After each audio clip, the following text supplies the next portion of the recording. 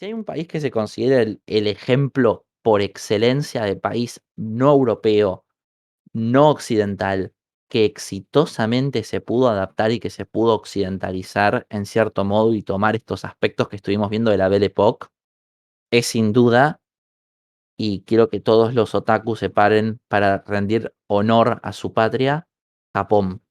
El país más exitoso de todos. Para más información más detallada, vean el video buenísimo que hizo Bill Wurtz sobre la historia de Japón, que seguramente le dejemos el link en la descripción. Pero, en resumidas cuentas, ¿qué pasó con Japón? ¿Por qué fue tan exitoso? ¿Por qué decimos que fue exitoso? Para empezar, Japón participó de la Segunda Guerra Mundial. Fue el imperio del Japón. Tuvo sus propias colonias. Fue un También país... de la Primera Guerra Mundial, estuvo en ambas. Estuvo en ambas guerras mundiales, sí. Y fue tecnológicamente avanzado, económicamente próspero. De hecho, todavía lo es. Ahora ya no tiene colonias, ya no es una gran potencia militar, pero sigue cargando el legado de haber sido un país que pudo atravesar la industrialización en el momento que tenía que atravesarlo, o más bien en el momento que lo estaban atravesando todos los países europeos. Se niveló, llegó a la par de ellos. ¿Cómo lo hizo? Bueno, hay que entender, obviamente, de nuevo, no vamos a hablar muy detalladamente, pero hay que entender que Japón venía de una era complicada. Para empezar, ya había tenido bastante contacto con Europa y tenía cierta historia de adelantarse a su época muy rápidamente.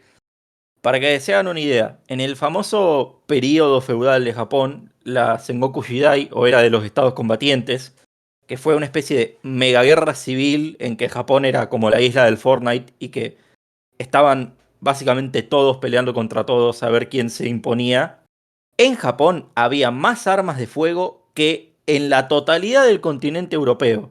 Las habían importado de los portugueses y les gustaron mucho. Bueno, como estaban en guerra todo el tiempo, adquirieron esa capacidad a un nivel totalmente descomunal. Sin embargo, después, como ese periodo de violencia exacerbada se terminó y se terminó imponiendo un clan, el clan Tokugawa, hizo algo que llamaba el shogunato, que es básicamente una dictadura militar en la que un general llamado shogun maneja las riendas del Estado, centraliza el poder, somete tanto a los clanes locales de samuráis, que son la élite guerrera japonesa, como al emperador, que pasó de ser el emperador propiamente dicho, un gobernante, a ser como una especie de figura religiosa parecida a lo que en Europa es el Papa, y decreta algo que se llama el Sekoku, que es la cerrazón, el cierre de las fronteras de Japón. Ningún extranjero puede entrar, ni para comerciar, ni para hacer turismo, ni para hacer misiones religiosas. Se intenta depurar a Japón de elementos culturales e ideológicos extranjeros. Se hace a Japón grande otra vez. De esa manera se logran alrededor de 300 años de paz y estabilidad en Japón, pero sin contacto con el mundo exterior. Es decir, Japón queda muy atrás mano de lo que viene pasando en el resto del mundo, en términos de desarrollos artísticos, desarrollos tecnológicos, desarrollos económicos.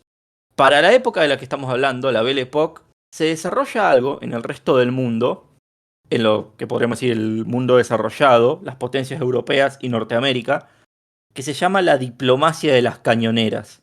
Un comodoro estadounidense llamado Matthew Perry llega a Japón con una pequeña escuadra, una flotilla de barcos, armados hasta los dientes con cañones modernos, y dice: "Oh, por favor, Shogunato, ¿pueden abrir sus fronteras y permitirnos comerciar? Tenemos mercancías hechas en Tennessee que les van a encantar".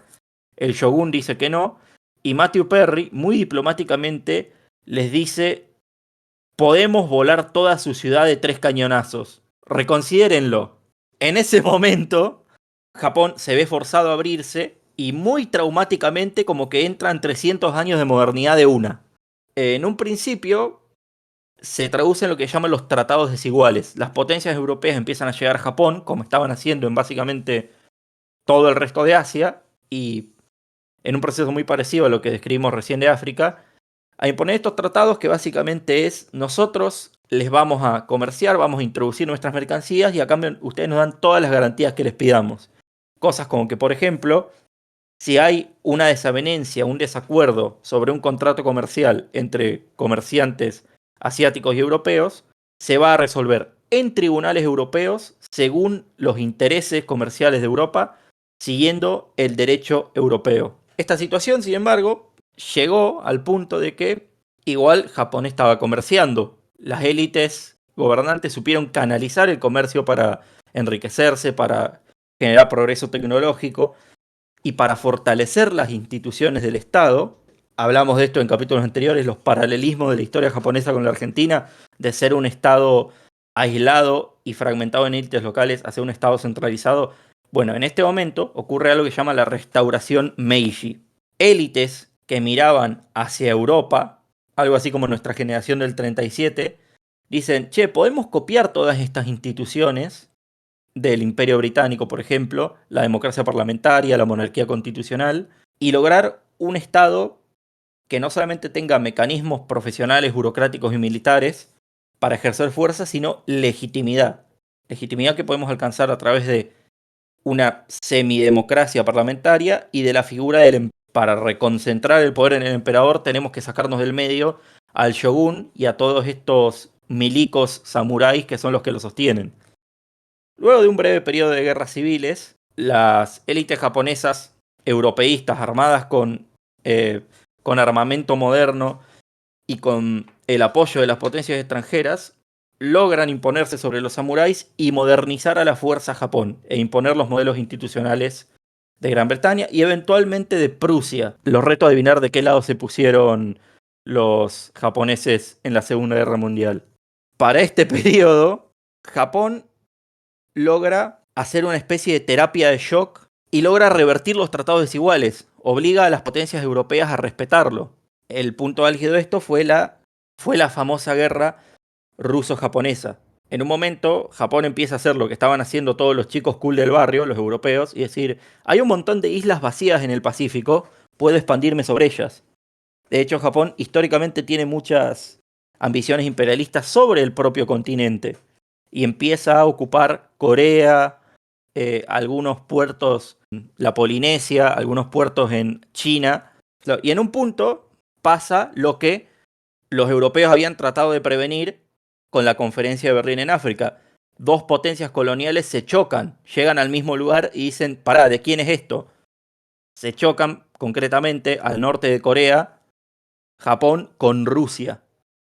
Rusia, que también estaba en todo su propio proceso modernizador, imperialista, full madness, ya lo vamos a ver. ¿Y qué hace? Japón lo destroza. En parte porque tenía el apoyo de las otras potencias europeas, como el Imperio Británico, pero en parte debido a su propia superioridad militar. De hecho, en la guerra ruso-japonesa, los japoneses estaban usando tecnología comprada a los británicos, que era la misma que estábamos usando acá en Argentina, en esa misma época. De hecho, creo que había una barcaza, un buque en la flota japonesa, que había estado de misión en la flota argentina en ese momento. En el momento en que Japón le gana a Rusia con un montón de innovaciones estratégicas y tácticas que no vienen al caso, pero que fueron muy impresionantes incluso para los observadores europeos de la época, dicen, che, guarda, de pronto están a la par nuestro, de pronto vamos a tener que respetarlos, de pronto ellos pueden tener su propio imperio colonial y vamos a tener que darles un asiento en la mesa. Va a empezar a pasar, como dije, las dos guerras mundiales, la sociedad de naciones, y hasta hoy en día, sin ser una superpotencia imperialista, Japón está en el G20. Japón no puede ser excluido de el asiento de las grandes potencias tecnológicas y económicas del mundo.